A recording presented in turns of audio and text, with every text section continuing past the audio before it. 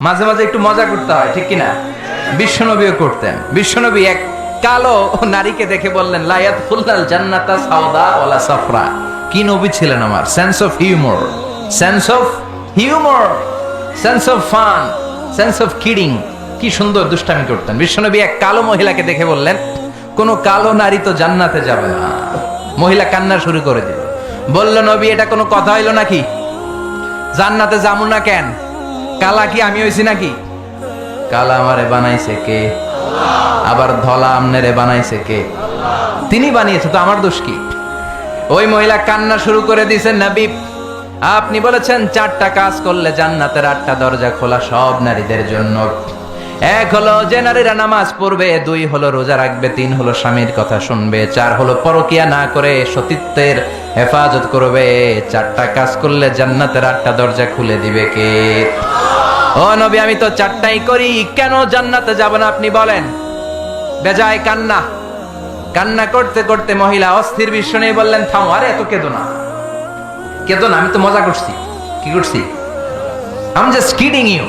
আমি মজা করেছি, আমি ফান করেছি, আমি তো রসিকতা করে বলেছি তুমি যখন জান্নাতে যাবা তখন এরকম কুচকুচে কালো থাকবা না, তোমাকে পূর্ণিমার চাঁদের মতো সুন্দরী বানায় দিবে কে? বিশ্ব সুন্দরী হয়ে হুরদেরকে ফেল করে তোমার রূপের ঝলকানিতে হুরেরাও ফেল। সুবহানাল্লাহ, এরকম সুন্দরী হয়ে যাবা। This is the sense of fun. বিষ্ণুনবী কিন্তু মাঝে মাঝে এরকম ফান করতেন। সুবহানাল্লাহ পড়া। আবার এক সাহাবী নাম আব্দুল উজ্জাহ, কালিমা পড়ার পর নাম হয়ে গেল আব্দুর রহমান। এই সাহাবীর সাথে সব সময় বিড়াল থাকে। কি থাকে? জাহিলি যুগে নাম ছিল আব্দুল উজ্জাহ। উজ্জা একটা মূর্তির নাম, এই মূর্তির গোলাম। ইসলাম ধর্ম গ্রহণের পরে নাম রাখলো আব্দুর রহমান। কার গোলাম? জোরে বলেন।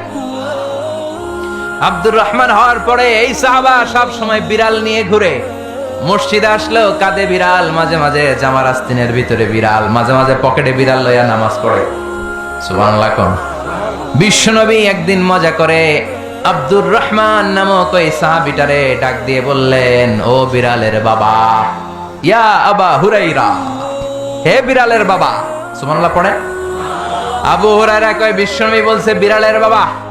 আমার নবী যদিও মজা করে ভালোবাসা থেকে আমার নাম দিয়েছে বিড়ালের বাপ, আজকে থেকে কেউ আমার আব্দুর রহমান ডাকবি না, মরার আগের দিন পর্যন্ত আমি থাকবো বিড়ালের বাপ। বিড়ালের বাপ আমি। কিসের বাপ? সুবহানাল্লাহ, কি ভালোবাসতো সাহাবারা। আবার বিশ্বনবী এক সফরে গেলেন, এক ইহুদির বাচ্চা ছোট্ট এক সাহাবী আজান দিচ্ছেন, আল্লাহু আকবার, আল্লাহু আকবার, আল্লাহু আকবার,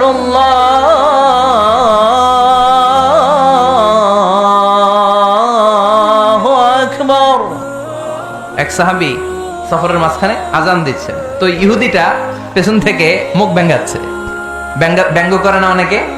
একজন যে কথাটা বললেন এটা একটু ঘুরায় বললে এটা কি বলে? ব্যঙ্গ করা। বাংলাদেশে কি বলেন এটা? এখানে কি বলেন? ঠেসারায়।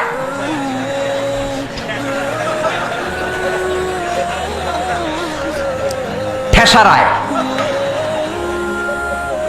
এক সাহাবী আজান দেয়, আরেকজন ঠেসারায়। যে ঠেসারায় সে ছোট ইহুদির বাচ্চা।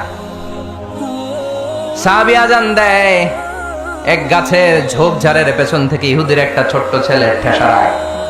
বিষ্ণুই বললেন, এটারে ধর। 2 সাহাবী ছোট্ট বাচ্চাটারে ধরে আনলেন। বিশ্বনবী ছোট্ট বাচ্চাটার মাথার চুলের ঝুটির মধ্যে ধরলেন, চুলে সামনের এই জায়গা আছে না, এটার বলে নাসিয়া, এই নাসিয়ার মধ্যে ধরলেন। বিষ্ণুই বললেন, নাম কি? কি করস? ঠেসারাইলি কেন? ছোট্ট ছেলে বলে, মাফ করে দেন। বিশ্বনবী বললেন, না, তোর মাফ নাই, যেহেতু তুই ঠেসারাইলি। আমার সাহাবী যেমন আজান দিছে তুইও দে। কয় আমি দিব না। কয় তুই দিবি না, তোর বাপে দিব, দে। ঠেসারাইলি কেন?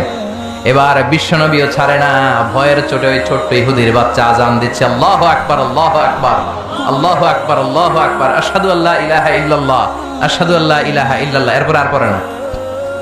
এরপরে আর, কারণ ইহুদিরাও আল্লাহরে মানে কিন্তু নবীরে মানে না। কারণ এরপরে আছে আশহাদু আন্না মুহাম্মাদার রাসূলুল্লাহ সাল্লাল্লাহু। বিশ্বনবী আবার মাথার চুল ধরে টান দিলেন, ক ঠেসারাইলি কেন? ইহুদির ছোট্ট ছেলেটা এবার বয়ের সুরকে আমার মাইরা ফালাইবো। বয়ের চোটে এবার আশহাদু আন্না মুহাম্মাদার রাসূলুল্লাহ সুবহানাল্লাহ পড়ে। এটা ছিল এই ছেলেটা ইহুদি থাকার কথা ছোট্টবেলায় মদিনায় যখন বিশ্বনবী গেলেন। এরপরে শেষ জীবনে সে কালিমা পড়ে মুসলমান হয়েছে। আলহামদুলিল্লাহ। কোন কালিমা পড়ে মুসলমান হওয়ার পরে বিশ্বনবী তার মাথার চুল ধরে যেরকম টান দিছিলেন আর বলছিলেন, ঠেসারাইলি কেন, আজান দে। মাথার সামনের যে অংশে তিনি চুলে খাপ করে ধরেছিলেন, ওই সাহাবী ইহুদি থেকে কালিমা পড়ে সাহাবী হওয়ার পরে বিশ্বনবীর ধরা ওই চুলগুলো তিনি জীবনও কাটেন নাই। এই সাহাবী ডান দিক দিয়ে চুল কাটে, বাম দিক দিয়ে কাটে, পেছন দিয়ে কাটে, সামনের চুল কাটে না। সামনের চুল বড় হতে হতে মহিলাদের মতো এত বড়, পেছনে কোনো চুল নাই, ডানে বায়ে চুল নাই, চুলগুলো পেঁচিয়ে মাঝখানে রাখে আর পাগড়ি পড়ে। কারো সামনে যখন পাগড়ি খোলে অদ্ভুত চুল দেখে সবাই ভয় পায়। সবাই বলে, ও সাহাবী, ঘটনা কি, তোমার মাথার সামনের চুল বড় কেন? এটার কারণ হলো আমি নবীর সাহাবীরে ঠেসারাইছিলাম। কি করছিলাম?